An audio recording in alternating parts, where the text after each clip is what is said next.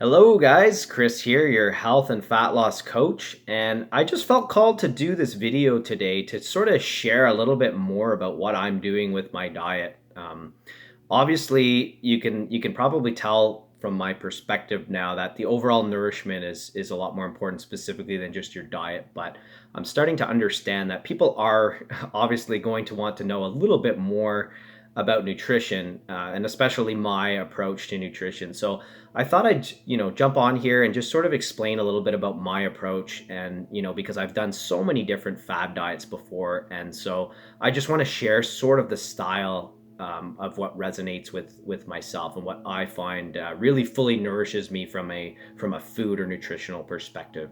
So right now we're in summertime. So here's the thing: is my diet tends to shift a little bit with the seasons, which, if you think about it, that's the way that things used to be before the days of supermarkets and importing all these foods and things, right? I mean, we can get grapes and avocados and things like that from Mexico shipped in, right? And so it's not always completely realistic of, if we were to live the way that our ancestors lived. So I definitely take that into consideration. And the cool thing about that actually is that when I follow my instincts and my cravings from the soul more so than from my ego, then it's funny. I tend to shift along with the seasons, right? So I definitely crave more fruits and things like that this time of year, especially as we approach the solstice, which is the longest day of the year, and of course the UV light is the highest. So my desires for these types of foods, these tropical type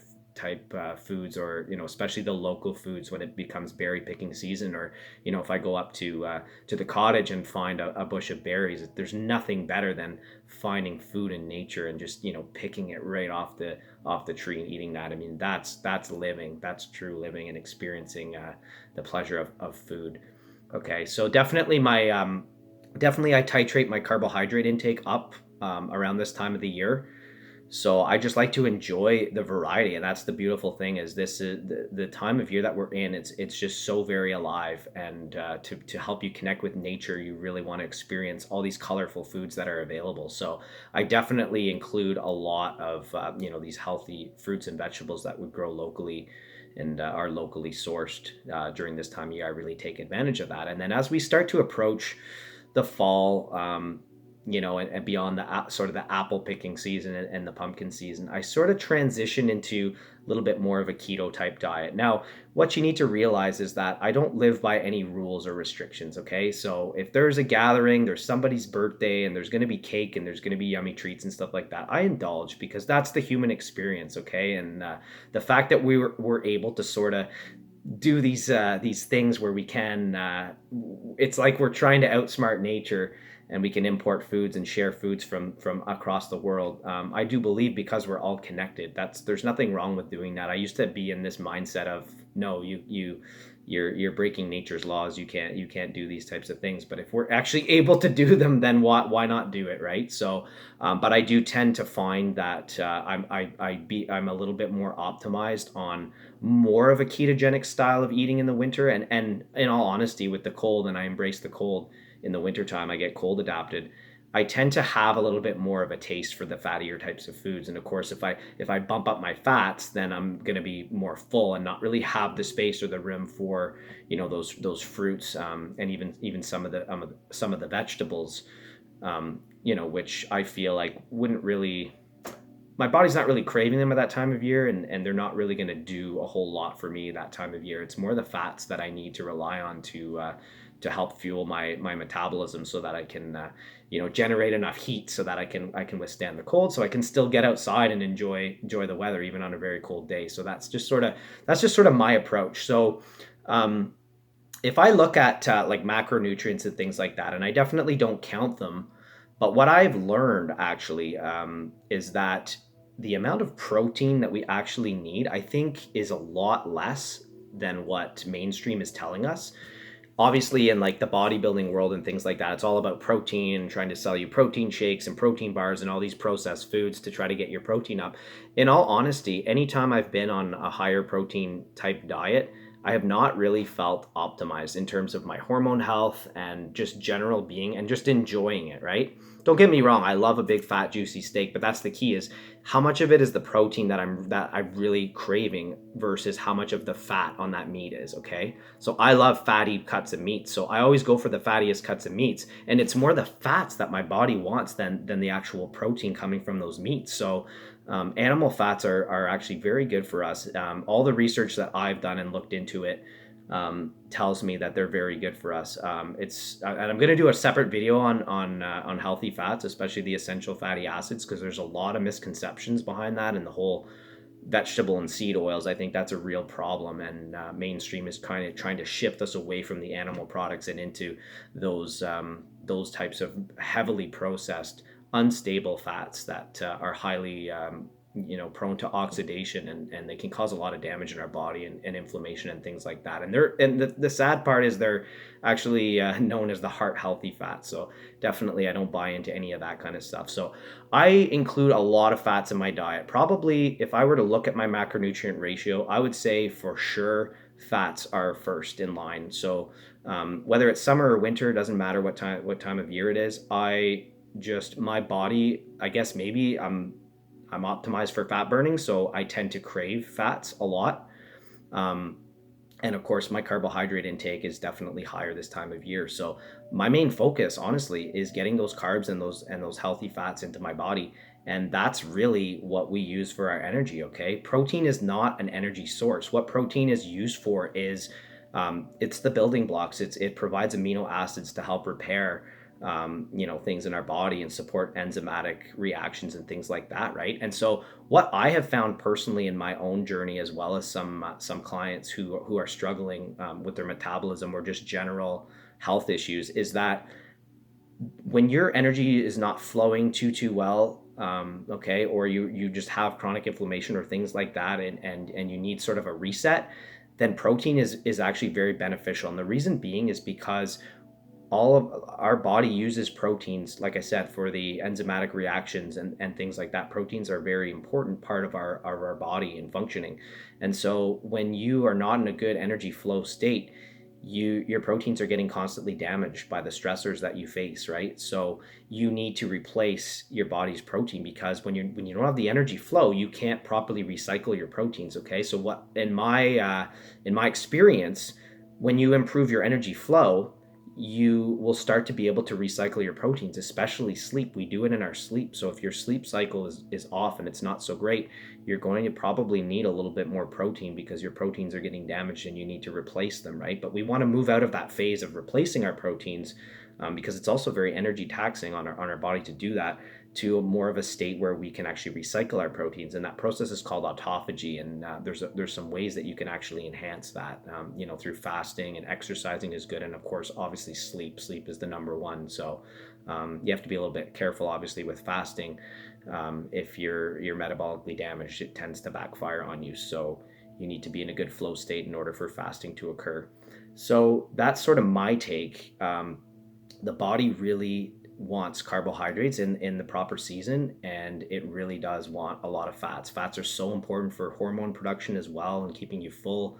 And of course, if your body's able to burn fats, then the more fats you put in, you're just that's optimal fuel for your mitochondria. Your mitochondria preferentially burn fat, but they need low stress levels in order to do so, and high oxygen tensions, right? That's why breathing is so important, right? Working on your breath and getting out in nature where you're surrounded by lots of trees and things like that. Okay, so definitely focus more on the carbs and the fats, and you can definitely back away from the protein when your energy is flowing really well. So if you take my advice and properly nourish your body overall, and lower your stress levels, you'll find that you'll really be able to enjoy those fats and carbs as your energy source, and the minimum amount of protein will go a long way, right? So you don't have to rely so much on getting as much meat. You can focus on the other nourishing foods. Okay, so that's pretty much it, guys. I guess the only other thing I'll say is I do practice intermittent fasting. It's not a rule for myself. It's more of because of how well I nourish my body, and I have a really good morning routine for myself to get going. I don't really need food first thing in the morning. I find it slows me down, and I'm not hungry, so I tend to listen to my body. I do drink a little bit of coffee. I just love coffee. I love the taste of it. I'm not addicted to it. I don't need it. It doesn't give me a boost. I'm already well boosted before I even go for my first cup of coffee. And I usually only drink 1 or 2 cups anyways. So just find it's really nice to sip on some coffee first thing in the morning. I drink it black. It's loaded with antioxidants. It personally doesn't have any ill effects on myself, but that's something that you'll have to experience for yourself. So some people have issues with coffee and are sensitive to the caffeine. I personally am not. I actually don't have issues with any food whatsoever. So I'm in a state where I will eat what I want to eat, and it doesn't harm me as long as I keep my energy flowing, which is not a problem for me. I've been doing it for years now. So yeah, so basically, there's no rules with my intermittent fasting schedule. I couldn't really tell you how many hours I fast. I guess if on the average, it probably would end up being maybe 18 hours. So I sort of eat within a 6 hour window, but I don't watch the clock or anything like that. I like to wait until I'm hungry. So once I start to feel like I'm getting a little bit hungry and I just sort of have a desire for the food, then I let myself have some food, right? And I'll load up on my fruits and vegetables and all that kind of stuff and just eat sort of a light meal to kind of break my fast, so I can keep going during the day, right? Not have all these carbs and make me a little bit tired. So I'll do that, just the bare minimum amount of food just to sort of keep me going. Maybe sometime mid morning, maybe sometimes noon, maybe sometimes it's not till the afternoon. It all depends on what my schedule is and what I'm doing for the day. And if I'm out and about, then I just don't really worry about food until I'm back at home, or I'm at somebody's place and we can enjoy a meal together. And then I'll typically eat my dinner. I like to try to finish my supper definitely a few hours before the sun goes down. So obviously that changes throughout the season. So I'll be eating a little bit earlier in the winter and a little bit later in the summer.